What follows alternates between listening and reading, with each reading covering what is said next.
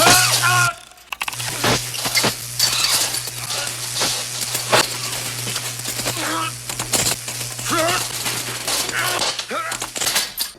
are strong. Very strong. The strongest so far.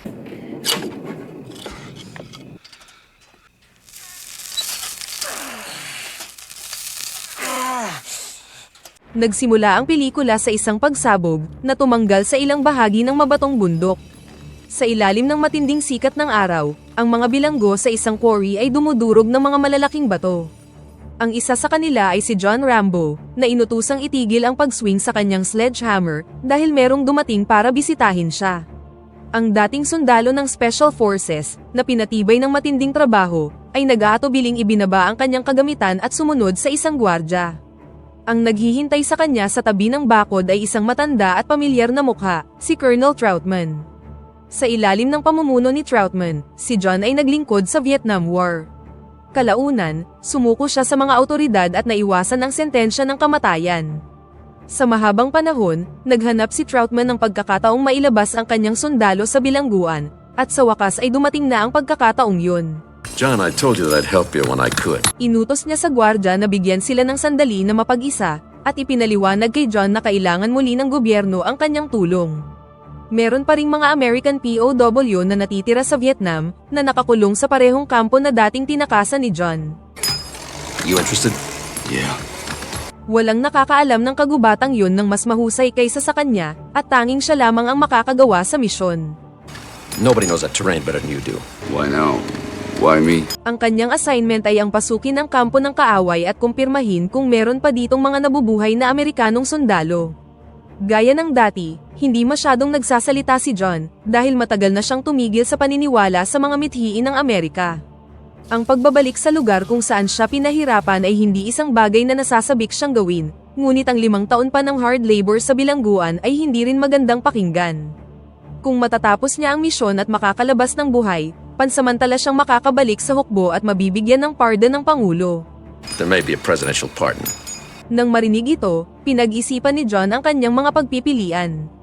Ang kanyang buhay ay wala ng gaanong layunin, wala ng mga kaibigan, wala ng pamilya, ngunit ang pagtulong sa mga bilanggong yun, mga taong katulad niya na iniwan rin sa gubat, ay maaaring magbigay sa kanya ng dahilan upang magpatuloy.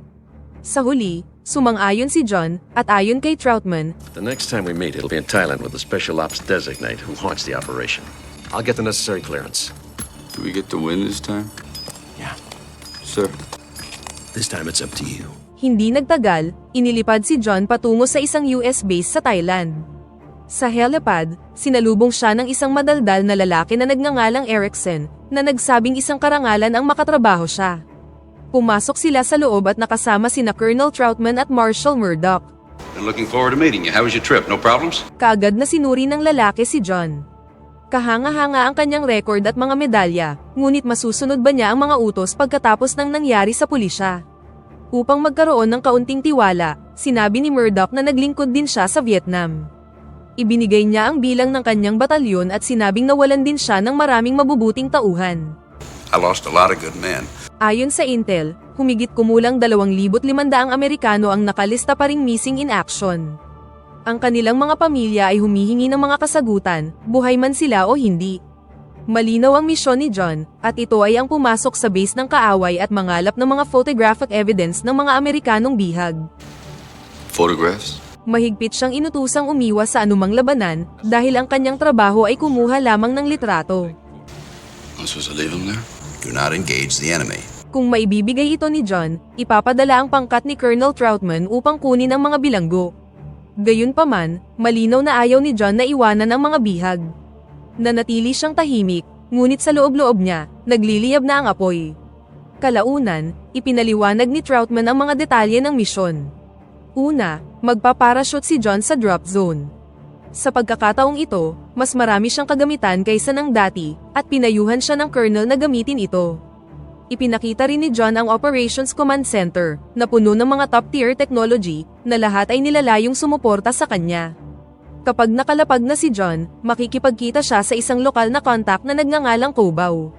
Iginiit ni Murdoch na magiging maayos ang lahat, ngunit hindi naniniwala si John dito. Bumulong siya na sa Vietnam, walang tinatawag na kaligtasan.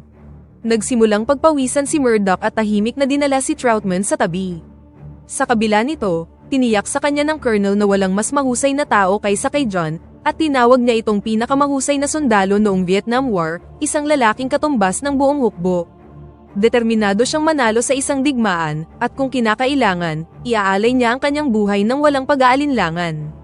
Bago ang deployment, hinasa ni John ang kanyang pinagkakatiwalaang combat knife, kinargahan ng kanyang rifle, at nag-impake ng mga sumasabog na pana. May 36 na oras si John para makumpleto ang misyon, at pagkatapos ay kailangan niyang magtungo sa extraction point. Bago umalis, tahimik na sinabi ni John kay Troutman na nagsinungaling si Murdoch, at nilinaw niya na ang Colonel lamang ang kanyang pinagkakatiwalaan. You're the only one I trust. Pagkatapos ay pinalipad na ni Erickson ang eroplano sa kalangitan, at pinagmasdan sila ni na Murdoch at Troutman mula sa lupa. Bumulong si Murdoch na malamang ay walang mahahanap na bilanggo si John. Ang tunay na layunin ay pakalmahin ang publiko, hindi iligtas ang mga sundalo. Gayunpaman, determinado si John na patunayang mali sila. Nang oras na para tumalon, nagparachute si John sa gabi, ngunit agad siyang nabigo ng mamahaling kagamitan. Na-stop ang kanyang shoot, at ilang segundo na lang bago siya mahila papasok sa makina ng eroplano. Nagpanik si Murdoch at sinubukang ihinto ang misyon, ngunit pinakawalan ni John ang sarili gamit ang kanyang kutsilyo, kaya nahulog ang kanyang mabigat na bag sa gubat. Halos lahat ng kanyang kagamitan ay nawala, ngunit nagawa pa rin niyang tanggalin ang pagkakatali at nahulog sa dilim, at ngayon ay hindi na siya matunton. We didn't see anything. Pinilit ni Murdoch na kanselahin ang paglikas, ngunit kinumbinsi siya ni Troutman na manatili sa orihinal na plano at hintayin si John sa extraction point. Samantala, bumagsak si John sa lupa at sinimulan ang pagsulong, kakaunti ang gamit, ngunit puno ng determinasyon. Gamit lamang ang kanyang kutsilyo, pana at ilang palaso, sumugod siya papasok sa teritoryo ng kaaway. Hindi nagtagal, nakarating siya sa itinalagang meeting point at nakita ang isang figura na nakasuot ng tradisyonal na Vietnamese hat. Para manatiling ligtas, gumapang siya palapit at ginawang bihag ang tao, para lang ma-realize na ito ay isang babae. Lumalabas na siya si Cobau, ang lokal na ahente na sinabi sa kanya. Dinala siya ng babae sa ilog at ipinaalam sa kanya na matagal nang walang tao sa POW camp. Ang kanyang nakakapagod na paglalakbay sa gubat ay walang saysay, ngunit merong pang isang plano. Nagtungo sila sa isang pirate outpost, mga lokal na makakatulong sa kanila para manatiling nakatago mula sa mga nagpapatrol na kalaban. Naging tense ang sitwasyon, ngunit naging maayos ang palitan ng pera. Hindi nagtagal, nakasakay na sila sa isang bangka patungo sa ilog.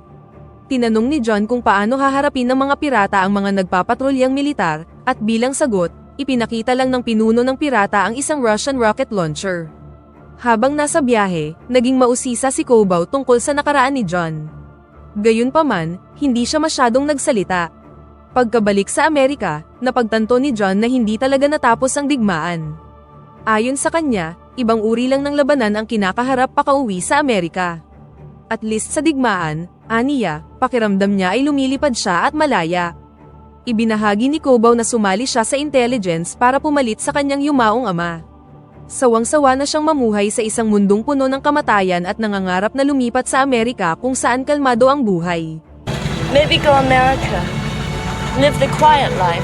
Nagtataka siya kung bakit patuloy na pinipili ni John ang buhay na ito ng panganib. Sinagot ito ng diretsyo ni John, at sinabing kaya niyang mag-adopt. I'm expendable. Habang nag-uusap, hinawakan ni Cobau ang kanyang Lucky Charm, na lumalabas na isang kwintas. Bilang tugon, ipinakita sa kanya ni John ang kanyang bersyon ng Lucky Charm, ang kanyang combat knife. Samantala, gusto ni Troutman na pumunta sa evacuation site, umaasang makakarating si John. Sinubukan siyang pigilan ni Murdoch, at malinaw na wala siyang pakialam sa kapalaran ng sundalo. Gayunpaman, nagpumilit si Troutman, at sa huli ay nakakuha ng pahintulot na magpatuloy. Pagsapit ng gabi, dumating sina John at Cobau sa kampo, na tila tahimik at abandonado ang lahat. Maingat silang pumasok at nakita ang isang babaeng paparating, malinaw na isang bisita para sa mga gwardya. Inihanda ni John ang kanyang pana, handa nang pumasok, ngunit sinubukan siyang pigilan ni Cobau.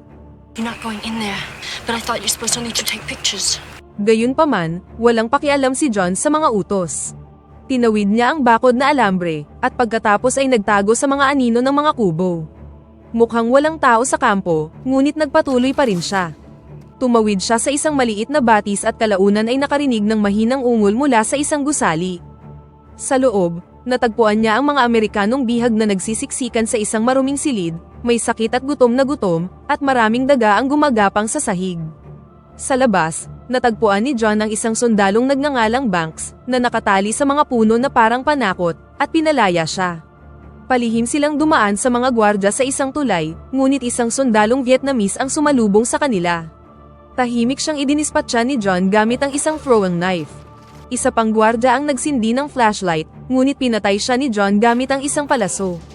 Muntik na ring makita si Cobau, ngunit ang kanyang captor ay hindi man lang nagkaroon ng pagkakataong humingi ng tulong. Ngayon, kumikilos bilang isang trio, tumakas sila sa kampo, at nangako si John na babalik siya para sa iba pang mga bilanggo. Kinabukasan, natuklasan ng mga sundalong Vietnamese ang mga bangkay at sinimulang hanapin ang mga nakatakas.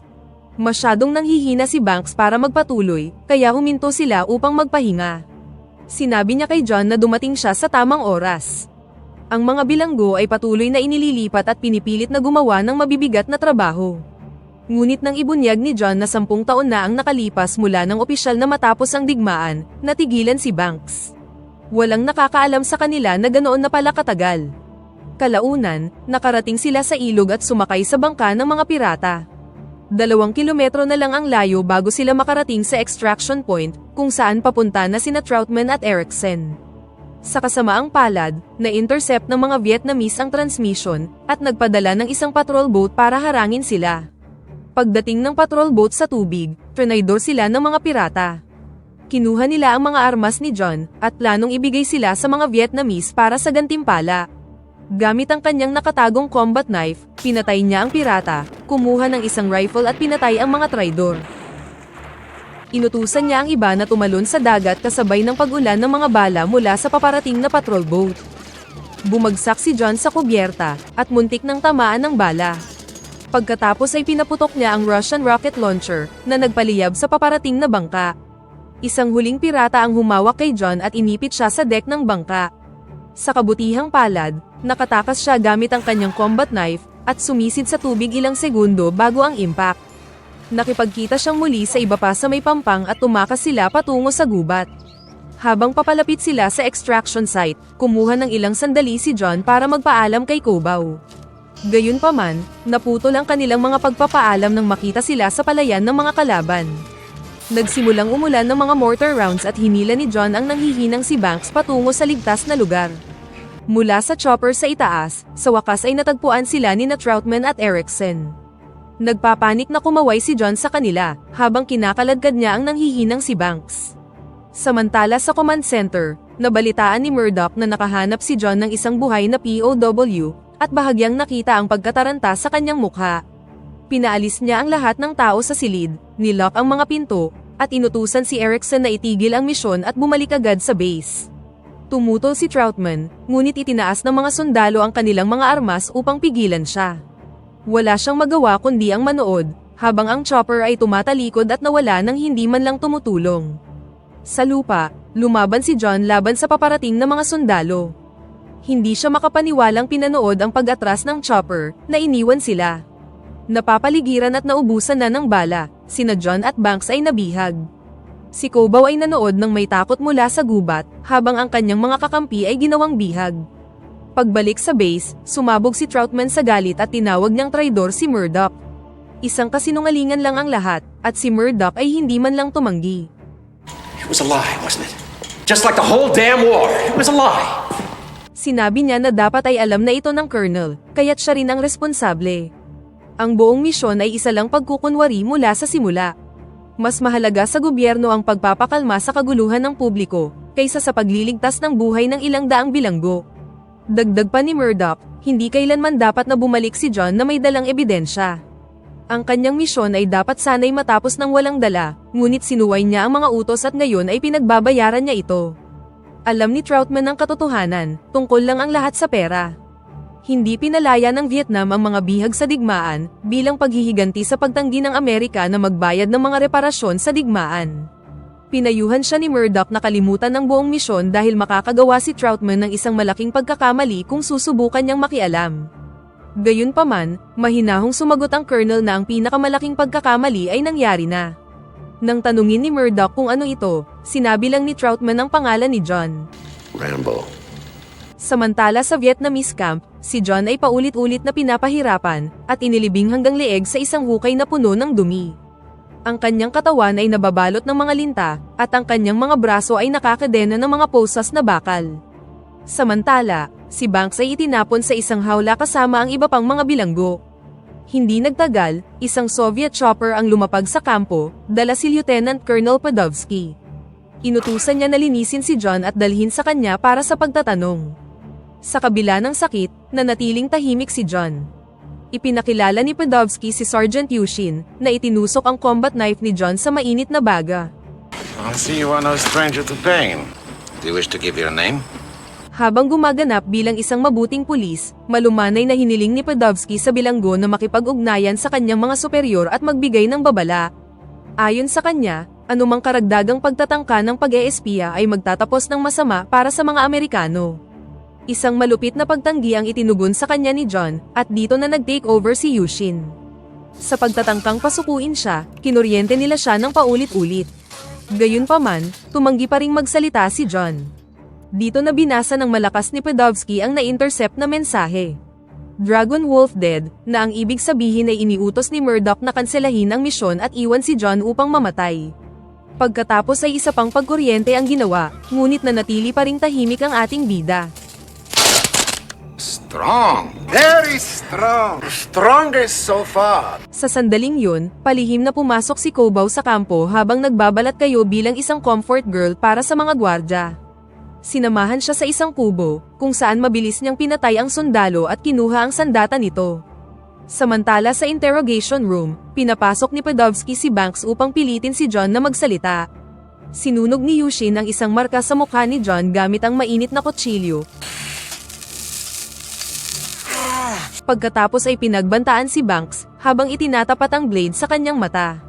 Sa kabila ng sakit, sinabihan lang ni Banks si John na huwag sumuko. Ngunit sa sobrang awa para sa kasama, sumuko na si John at pumayag na siyang makipag-cooperate sa kanila. Nang marinig ito, pinaupo nila siya sa harap ng radyo kung saan nagsalita si John sa wikang Ingles, na parang sumusuko na siya. Sa mga oras na yun, narinig ni Kobaw ang kanyang boses at nagmamadaling pumunta sa kanila. Samantala sa US base, narinig ni na Murdoch at Troutman ang boses ni John na nagsalita sa speaker. Tinanong nila ang kanyang katayuan, ngunit sumagot lang si John na ilagay si Murdoch sa linya. Murdoch, Rambo, this is Murdoch. We're glad you're alive. I'm coming to get you. Nang walang babala, hinawakan ni John ang microphone stand at inatake ang mga bantay. Nagpaputok si Kobaw mula sa ibaba, at pinaulanan ang buong sahig ng bala. Sinunggaban ni John si Yushin gamit ang torture device at bumangga sa mga dingding, bago kinuhang muli ang kanyang kutsilyo. Sabay na tumakas ang dalawa, binaril ang mga kalaban sa kanilang daan, at mabilis na nagtungo sa bakod. Tinulungan ni John si Kobaw na malagpasan ang barbed wire, bago nawala sa gubat. Ang Vietnam at Soviet troops ay nagpadala ng mga chopper at truck upang tugisin sila, ngunit normal na para kay John ang sitwasyong ito. Habang sinasamahan si Kobaw sa masukal na kagubatan, muli niyang pinatunayan na walang sino mang makakatakas sa gubat tulad ni Rambo. Pagsapit ng umaga, tinulungan ni Kobaw na gamutin ang mga sugat ni John. Nagpasalamat siya rito, at sinabing hindi niya malilimutan na hindi siya iniwan nito. Ngayon, plano niyang tumawid sa border patungong Thailand at sa wakas ay umuwi na. Nagmakaawa sa kanya si Kobaw na dalhin siya sa Amerika, at nagbahagi sila ng halik. Ngunit bago pa sila makalayo, muli na naman silang napunta sa isang ambush, kung saan tinamaan si Kobaw. Galit na binaril ni John ang mga umaatake, ngunit isa sa kanila ang nakatakas. Sinubukan niyang iligtas ang babae, ngunit namatay ito sa kanyang mga bisig. Samantala sa US base, muling hiniling ni Troutman ang isang rescue mission. Nang tumanggi si Murdoch, nagbanta ang colonel na kikilos siya ng mag-isa, at bilang tugon, pinaaresto siya ni Murdoch. I want him placed under arrest. He's not to leave the base. Samantala sa gubat, itinali ni John ang pendant ni Kobaw sa kanyang leeg at ibinaw nito sa ilalim ng mga puno. Hindi na lamang siya naririto para iligtas ang mga bilanggo, dahil ngayon, personal na ito para sa kanya. Samantala, patuloy ang paghahanap ng mga Vietnamese at Soviet troops, ngunit si John ay parang isang multo. Nagtago siya sa makakapal na palumpong, sa ilalim ng tubig, at nagbalot pa ng putik upang isa-isang tambangan ang mga sundalo. Gamit lamang ang kanyang kutsilyo at pana, siya ay naging isang tahimik na predator. Inakit niya ang mga kaaway sa mga patibong, sinindihan ang mga bukid gamit ang gasolina, at tinapos ang mga pangkat gamit ang mga sumasabog na palaso.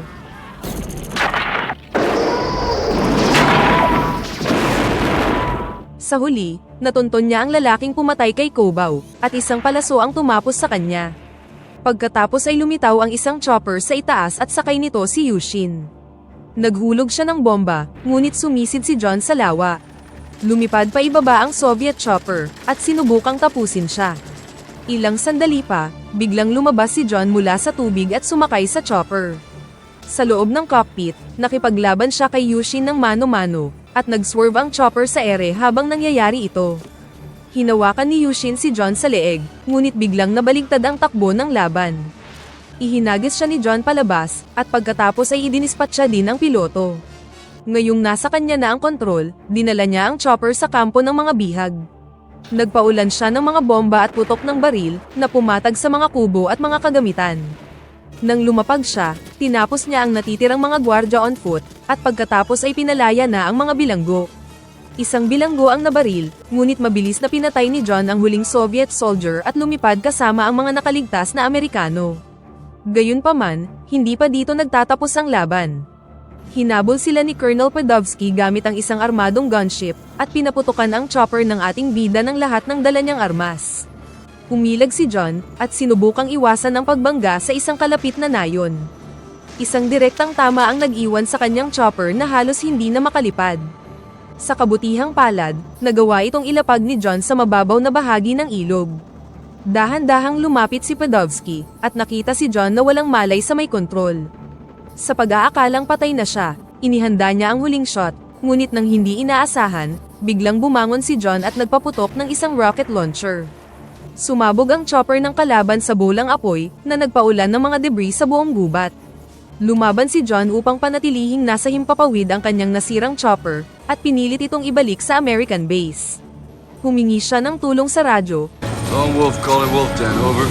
at nang lumabas ang kanyang boses sa mga speaker, Arriving with American POWs. nataranta si Murdoch at tumakas mula sa command center. Dahil dito, si Troutman na ang naging in charge, na kaagad na iniutos sa kanyang mga tauhan na maghanda para sa mga paparating na sugatan. Malakas na lumapag si John, ngunit sa kabutihang palad ay walang nasaktan. Kahit hindi pa nakakahinga ng malalim, kinuha niya ang M60 machine gun at naglakad lampas kay Erickson nang walang nagaganap na palitan ng salita. Pinanood siya ni Troutman na umalis, at alam niya kung ano ang sunod na mangyayari. Sa loob ng operations room, walang habas na nagpaputok si John sa lahat ng direksyon.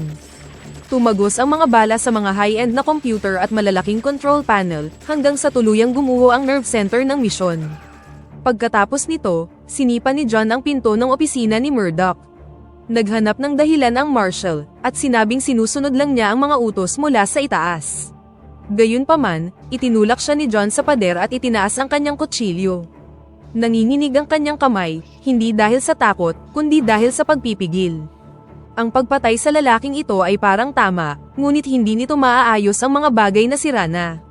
Sa halip, tinitigan lang ni John si Murdoch at sumigaw na may mga sundalong Amerikano pa ring nabubulok sa mga dayuhang kulungan.